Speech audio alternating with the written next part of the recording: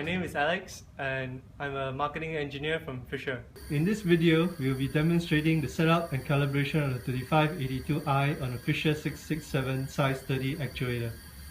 The 3582i is an electric pneumatic valve positioner which takes a 4 to 20 input signal and positions the valve accordingly. It is also available as the 3582, which is a pneumatic positioner and accepts a pneumatic input signal. In this demonstration, we are using the 3582i with a Fisher 667 actuator, a reverse acting actuator, and also with a push down to close valve. This means that as the signal increases from 4 to 20 mA, the air to the actuator will increase and open the valve. Before starting, let us ensure that we have the right tools here.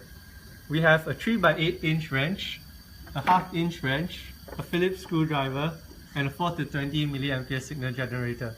With this, we are ready to begin. With the positioner properly mounted, we can first open the cover and remove the shipping sponge. From here, we need to check that the cam is correctly mounted in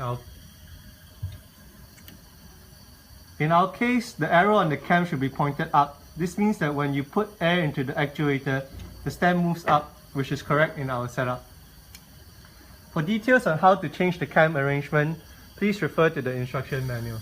Before starting the calibration, we should ensure that the feedback arm on the 3582i is mounted correctly. This can be done by moving the valve to its mid-travel, either via a hand wheel or by introducing air into the actuator directly. At mid-travel, the feedback arm should be perpendicular to the 3582i. The travel pin should be positioned based on the valve maximum travel. In this case, it is 3/4 inches, and we position it at 1/8 or less. From here, we will fully stroke the valve from close to open, ensuring that the arm does not rotate out of the range inscribed on the arm.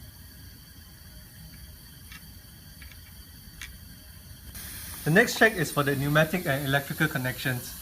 The air supply is connected to the regulator, which supplies air to the 3582i. The output of the 3582i is connected to the actuator. The electrical connections are connected to the 582i module to the power source generator. To start calibration, we first apply an input signal equal to the low value of the input signal range. In this case, 4 mA. We first loosen the nozzle lock nut and adjust the nozzle for zero valve position. Changing the nozzle position is intended only as a means of zero trim adjustment. Whenever nozzle position is changed, the zero reference point is changed. After the zero trim adjustment, we apply an input signal equal to the high value of the input signal range, in this case 20 mA, and observe the actuator stem. The actuator stem should be at the expected travel. If the stem travel is short of its expected range, increase the travel by moving the flapper assembly to a higher number on the beam, and vice versa to decrease the travel. Each time the flapper assembly position is changed, check the low input signal to ensure that the valve position is at the zero position. Keep repeating the zero and span adjustment until the correct travel is achieved. Lastly, we carry out a 5-point linearity check, starting at 4 mA to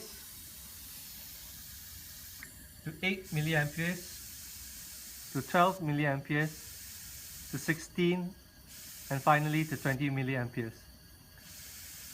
The valve should move from 0% to 25%, 50%, 75% and finally fully open respectively. With that, we are done with the calibration.